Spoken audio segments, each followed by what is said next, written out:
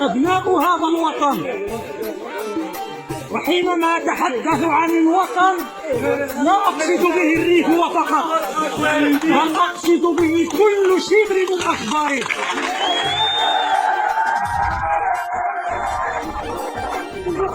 نحن مهما اختلفنا ومهما كانت لنا من آراء وأفكار، ولكنها كلها تصب في مصلحة الوطن أولا وأخيرا. لا شيء يعلو فوق مصلحة الوطن. وجودي معكم اليوم حقيقة وأنا لست من الذين يبخسون الناس أشياءهم.